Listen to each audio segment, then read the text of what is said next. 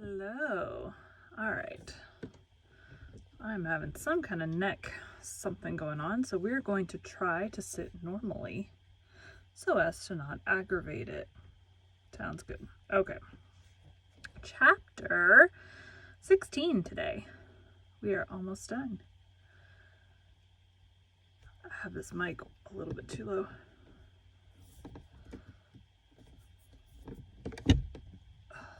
Okay, so I love my new boom,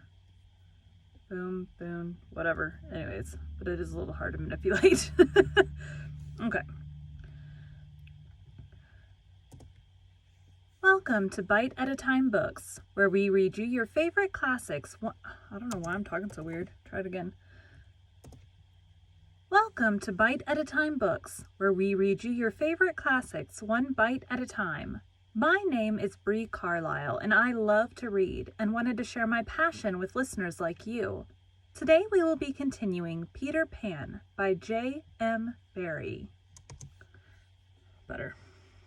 I think it's today I'm recording. It's night, or night-ish. I mean, it's like 5:30. I'm tired, though. I work my normal job.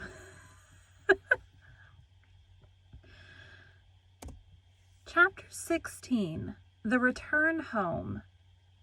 By 3 bells that morning, they were all stirring their stumps, for there was a big sea running, and Toodles, the boatswain, was among them, with a rope's end in his hand and chewing tobacco. They all donned pirate clothes cut off at the knee, shaved smartly, and tumbled up, with the true nautical roll in hitching their trousers. It need not be said who was the captain. Nibs and John were first and second mate. There was a woman aboard. The rest were tars before the mast, and lived in the forecastle.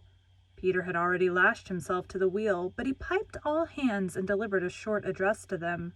Said he hoped they would do their duty like gallant hearties, but that he knew they were the scum of Rio and the Gold Coast, and if they snapped at him, he would tear them.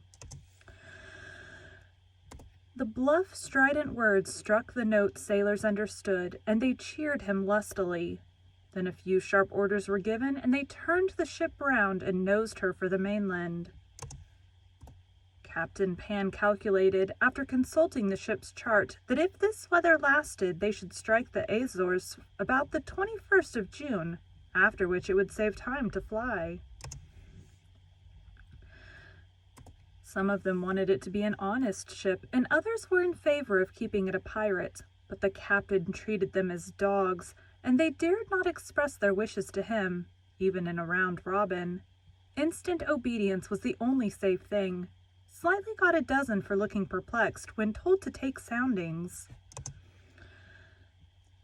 The general feeling was that Peter was honest just now to lull Wendy's suspicions, but that there might be a change when the new suit was ready, which, against her will, she was making for him out of some of Hook's wickedest garments. It was afterwards whispered among them that on the first night he wore this suit, he sat long in the cabin with Hook's cigar holder in his mouth, and one hand clenched, all but for the forefinger, which he bent and held threateningly aloft like a hook. Weird. Instead of watching the ship, however, we must now return to that desolate home from which 3 of our characters had taken heartless flight so long ago. It seems a shame to have neglected number 14 all this time, and yet we may be sure that Mrs. Darling does not blame us. If we had returned sooner to look with sorrowful sympathy at her, she would probably have cried, "Don't be silly, what do I matter? Do go back and keep an eye on the children." So long as mothers are like this, their children will take advantage of them, and they may lay to that.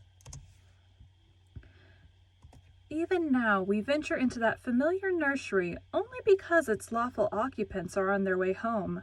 We are merely hurrying on in advance of them to see that their beds are properly aired, and that Mr. and Mrs. Darling do not go out for the evening. We are no more than servants. Why on earth should their beds be properly aired, seeing that they left them in such a thankless hurry? Would it not serve them jolly well right if they came back and found that their parents were spending the weekend in the country? It would be the moral lesson they have been in need of ever since we met them. But if we contrived things in this way, Mrs. Darling would never forgive us. Ugh, move this forward a tiny bit. One thing I should like to do immensely, and that is to tell her, in the way authors have, that the children are coming back, that indeed they will be here on Thursday week. This would spoil so completely the surprise to which Wendy and John and Michael are looking forward. They have been planning it out on the ship. Mother's rapture, Father's shout of joy, Nana's leap through the air to embrace them first, when what they ought to be prepared for is a good hiding. How delicious to spoil it all by breaking the news in advance, so that when they enter grandly, Mrs. Darling may not even offer Wendy her mouth, and Mr. Darling may exclaim pettishly, "Dash it all, here are those boys again." However, we should get no thanks even for this. We are beginning to know Mrs. Darling by this time, and may be sure that she would upbraid us for depriving the children of their little pleasure. But, my dear madam, it is 10 days till Thursday week, so that by telling you what's what, we can save you 10 days of unhappiness. Yes, but at what cost? By depriving the children of 10 minutes of delight. Oh, if you look at it in that way, what other way is there in which to look at it? You see, the woman had no proper spirit. I had meant to say extraordinarily nice things about her, but I despise her, and not one of them will I say now. She does not really need to be told to have things ready, for they are ready. All the beds are aired, and she never leaves the house, and observe, the window is open. For all the use we are to her, we might well go back to the ship. However, as we are here, we may as well stay and look on. That is all we are, lookers on. Nobody really wants us, so let us watch and say jaggy things in the hope that some of them will hurt. The only change to be seen in the night nursery is that between 9 and 6 the kennel is no longer there. When the children flew away, Mr. Darling felt in his bones that all the blame was his for having chained Nana up, and that from first to last she had been wiser than he. Of course, as we have seen, he was quite a simple man. Indeed, he might have passed for a boy again if he had been able to take his baldness off, but he had also a noble sense of justice and a lion's courage to do what seemed right to him, and having thought the matter out with anxious care after the flight of the children, he went down on all fours and crawled into the kennel.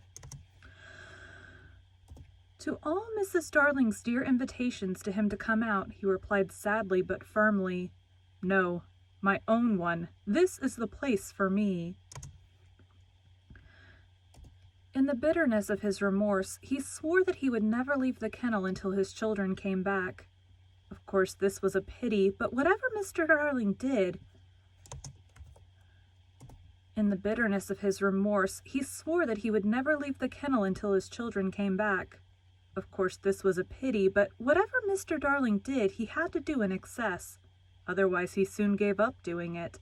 And there never was a more humble man than the once proud George Darling, as he sat in the kennel of an evening talking with his wife of their children and all their pretty ways. Very touching was his deference to Nana. He would not let her come into the kennel, but on all other matters he followed her wishes implicitly. Very touching was his deference to Nana. He would not let her come into the kennel, but on all other matters he followed her wishes implicitly. Implicitly is not a word, and that's what I said first. Every morning the kennel was carried with Mr. Darling in it to a cab, which conveyed him to his office, and he returned home in the same way at 6. Something of the strength of character of the man will be seen if we remember how sensitive he was to the opinion of neighbors. This man whose every movement now attracted surprised attention. Inwardly he must have suffered torture, but he preserved a calm exterior even when the young criticized his little home, and he always lifted his hat courteously to any lady who looked inside. It may have been quixotic, but it was magnificent. Soon the inward meaning of it leaked out, and the great heart of the public was touched. Crowds followed the cab, cheering it lustily. Charming girls scaled it to get his autograph. Interviews appeared in the better class of papers, and society invited him to dinner and added, "Do come in the kennel." Well, that's weird. On that eventful Thursday week, Mrs. Darling was in the night nursery awaiting George's return home, a very sad-eyed woman. Now that we look at her closely and remember the gaiety of her life in the old days, all gone now just because she had lost her babes, I find I won't be able to say nasty things about her after all. If she was too fond of her rubbishy children, she couldn't help it. Look at her in her chair where she has fallen asleep. The corner of her mouth where one looks first is almost withered up. Her hand moves restlessly on her breast as if she had a pain there. Some like Peter best and some like Wendy best, but I like her best. Suppose, to make her happy, we whisper to her in her sleep that the brats are coming back. They are really within 2 miles of the window now and flying strong, but all we need whisper is that they are on their way. Let's. It is a pity we did it, for she has started up, calling their names, and there is no one in the room but Nana. Oh, Nana, I dreamt my dear ones had come back. Nana had filmy eyes, but all she could do was put her paw gently on her mistress's lap, and they were sitting together thus when the kennel was brought back. As Mr. Darling puts his head out to kiss her...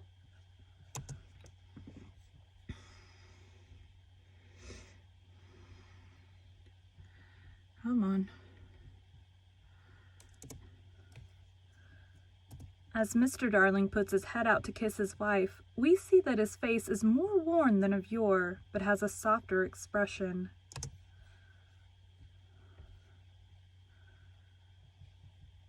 He gave his hat to Liza, who took it scornfully, for she had no imagination and was quite incapable of understanding the motives of such a man. Outside, the crowd who had accompanied the cab home were still cheering, and he was naturally not unmoved. "Listen to them," he said. "It is very gratifying." "Lots of little boys," sneered Liza. There were several adults today, he assured her with a faint flush, but when she tossed her head he had not a word of reproof for her. Social success had not spoiled him. It had made him sweeter. For some time he sat with his head out of the kennel, talking with Mrs. Darling of his success, and pressing her hand reassuringly, when she said she hoped his head would not be turned by it. "But if I had been a weak man," he said, "good heavens, if I had been a weak man! And George," she said timidly, "you are as full of remorse as ever, aren't you?" "Full of remorse as ever, dearest. See my punishment, living in a kennel." "But it is punishment, isn't it, George? You are sure you are not enjoying it?" "My love!" You may be sure she begged his pardon, and then, feeling drowsy, he curled round in the kennel. "Won't you play me to sleep?" he asked. "On the nursery piano?" And she was crossing to the day nursery, he added thoughtlessly, "Won't you play me to sleep?" he asked. "On the nursery piano?" And as she was crossing to the day nursery, he added thoughtlessly, "And shut that window, I feel a draught." "Oh, George, never ask me to do that. The window must always be left open for them. Always, always." Now it was his turn to beg her pardon, and she went into the day nursery and played, and soon he was asleep, and while he slept, Wendy and John and Michael flew into the room. Oh no, we have written it so, because that was the charming arrangement planned by them before we left the ship. But something must have happened since then, for it is not they who have flown in. It is Peter and Tinker Bell. Peter's first words tell all. "Quick, Tink," he whispered. "Close the window. Bar it. That's right. Now you and I must get away by the door, and when Wendy comes she will think her mother has barred her out, and she will have to go back with me." Now I understand what had hitherto puzzled me.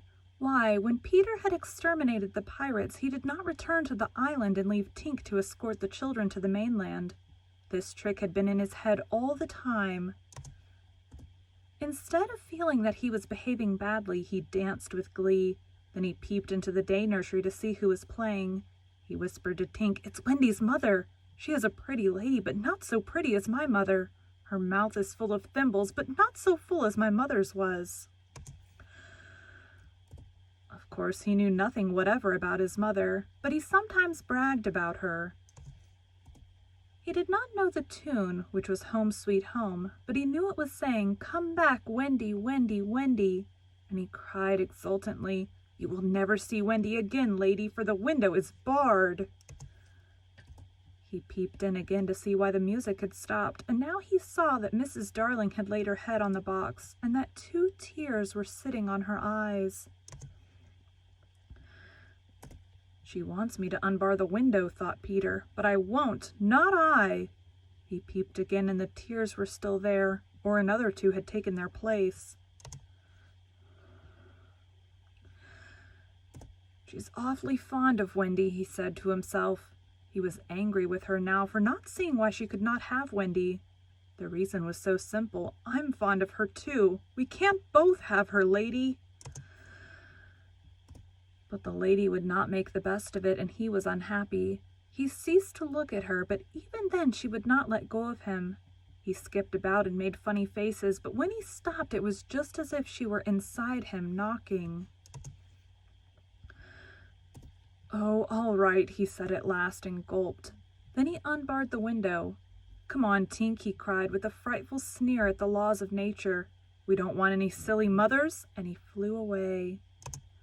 My husband just got home and now my dog's gonna bark. So, wait for that to stop.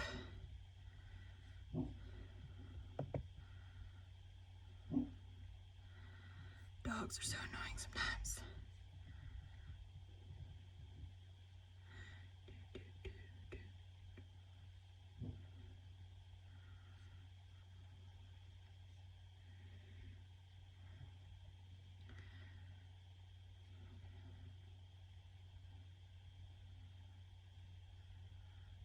Okay. Let's see where the last part I stopped. "We don't want any silly mothers," and he flew away. Thus Wendy and John and Michael found the window open for them after all, which of course was more than they deserved. They alighted on the floor quite unashamed of themselves, and the youngest one had already forgotten his home. "John," he said, looking around him doubtfully, "I think I've been here before." "Of course you have, you silly. There is your old bed." "So it is," Michael said, but not with much conviction. "I say," cried John, "the kennel!" And he dashed across to look into it. "Perhaps Nana is inside it," Wendy said. But John whistled. "Hello," he said. "There's a man inside it." "It's Father!" exclaimed Wendy. "Let me see Father," Michael begged eagerly, and he took a good look. "He's not so big as the pirate I killed," he said with such frank disappointment that I am glad Mr. Darling was asleep. It would have been sad if those had been the first words he heard his little Michael say.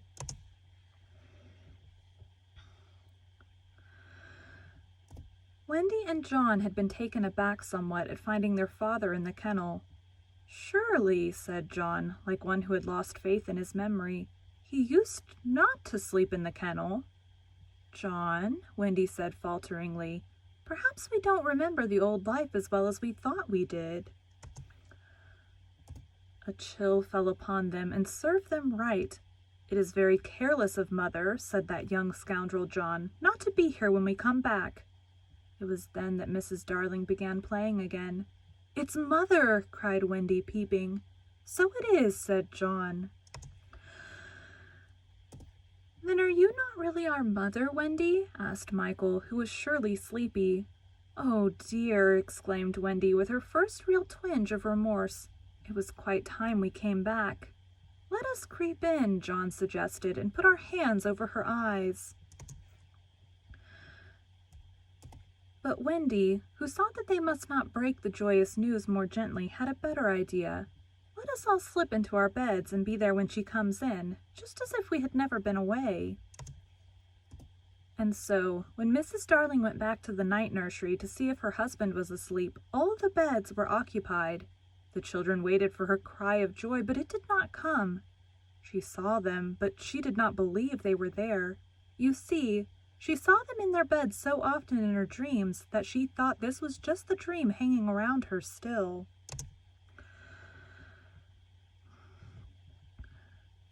She sat down in the chair by the fire where in the old days she had nursed them.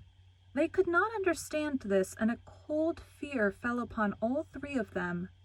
"Mother!" Wendy cried. "That's Wendy," she said, but still she was sure it was the dream. "Mother!" "That's John," she said. "Mother!" cried Michael. He knew her now. "That's Michael," she said, and she stretched out her arms for the three little selfish children they would never envelop again. Yes, they did. They went round Wendy and John and Michael, who had slipped out of bed and run to her. "George! George!" she cried when she could speak, and Mr. Darling woke to share her bliss, and Nana came running in. There could not have been a lovelier sight, but there was none to see it except a little boy who was staring in at the window. He had had ecstasies innumerable that other children can never know, but he was looking through the window at the one joy from which he must be forever barred.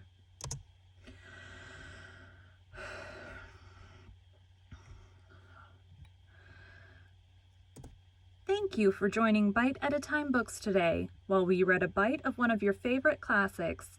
If you enjoyed today's bite, please drop us a review on your favorite podcast platform. Also, be sure to check us on our website, www.biteatatimebooks.com, or all the social media at Bite at a Time Books. Again, my name is Bree Carlile, and I hope you come back tomorrow while we take the next bite of Peter Pan. All right. Thanks, guys.